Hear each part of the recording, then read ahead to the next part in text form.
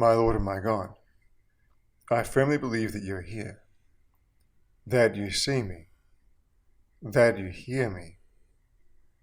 I adore you with profound reverence. I ask you pardon of my sins and the grace to make these moments of prayer fruitful. My Immaculate Mother, Saint Joseph, my Father and Lord, my guardian angel, intercede for me. No one puts new wine into old wineskins, Jesus tells us in today's reading. Otherwise, the wine will burst the skins, and the wine is lost, and so are the skins. But one puts new wine into fresh wineskins. I have to admit, I've never seen a wineskin, at least not the type that our Lord is referring to.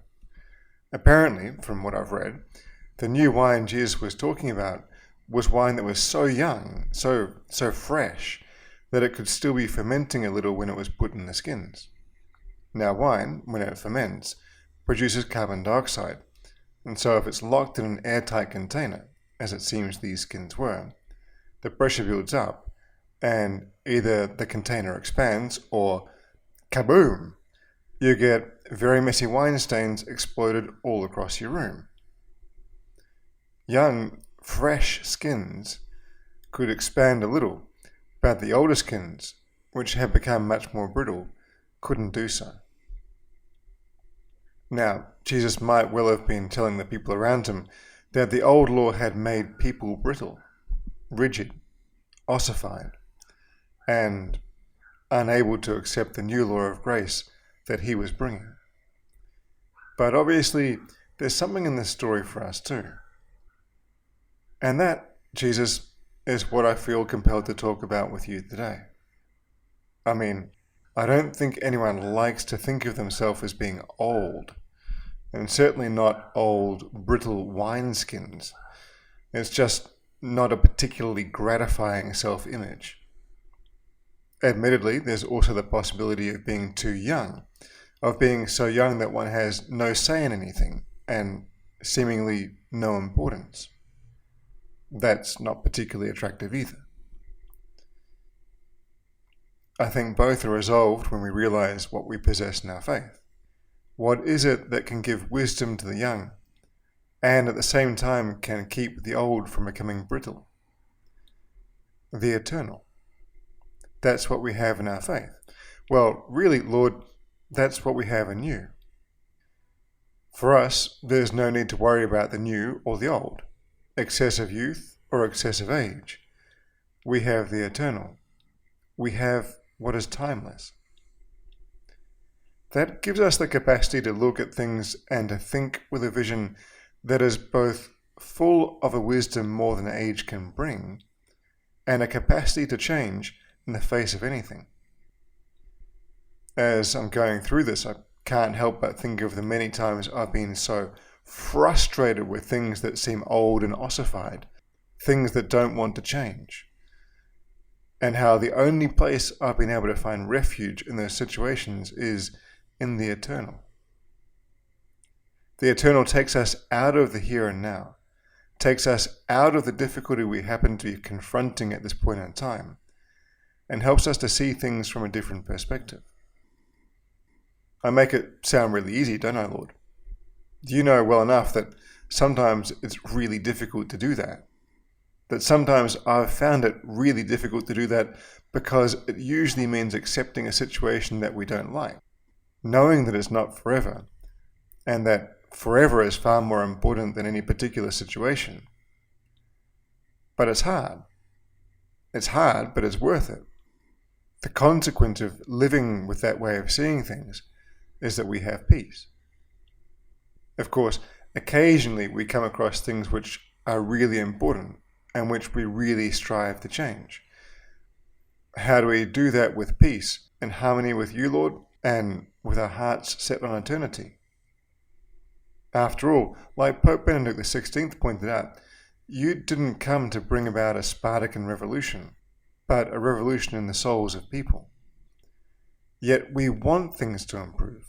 We want things to change towards what is truly good.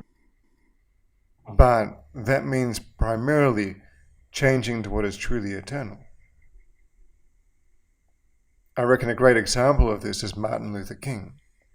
He saw something which really needed to change, and he decided to do something about it.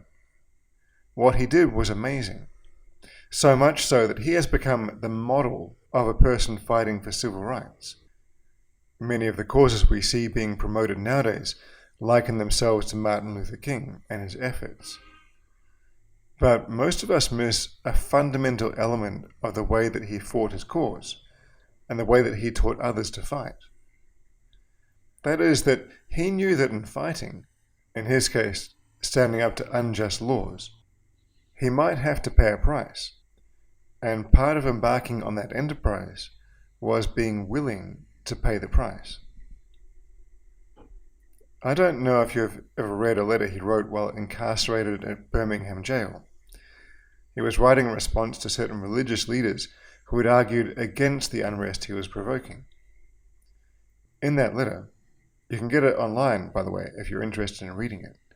Just search for Letter from Birmingham Jail.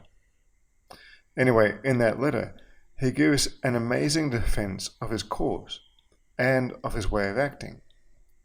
But for me, one of the most astonishing things is his willingness not simply to fight. Plenty of people in history have been willing to do that. But his willingness to suffer. He and those with him trained themselves to be willing to accept brutality and imprisonment without responding violently. Here's a little extract from that text.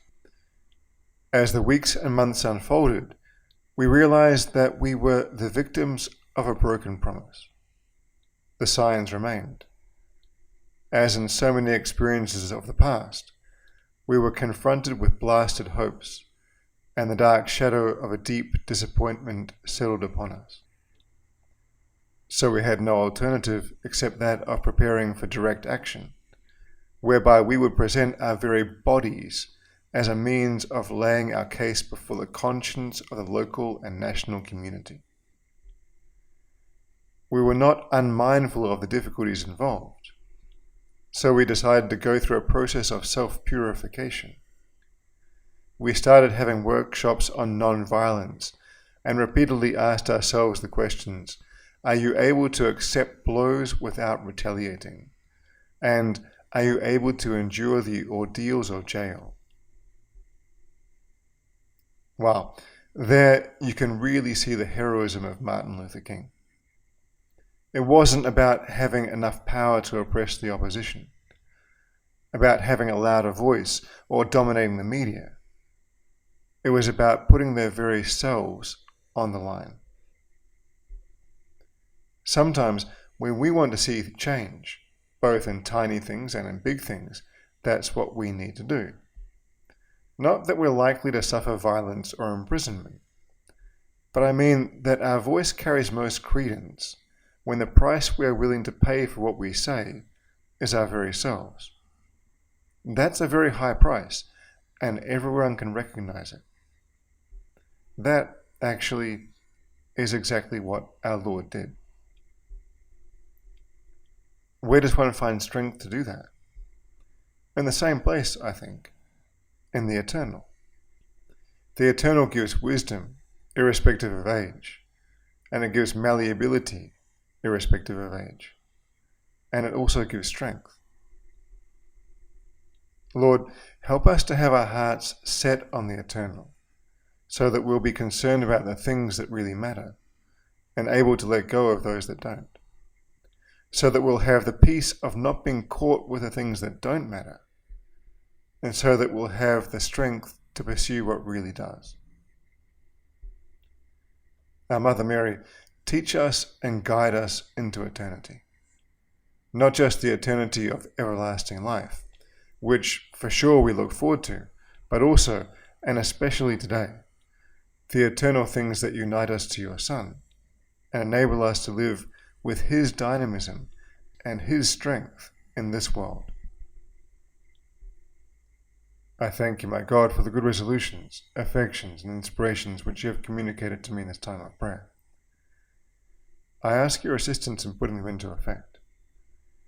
My Immaculate Mother, Saint Joseph, my Father and Lord, my guardian angel, intercede for me.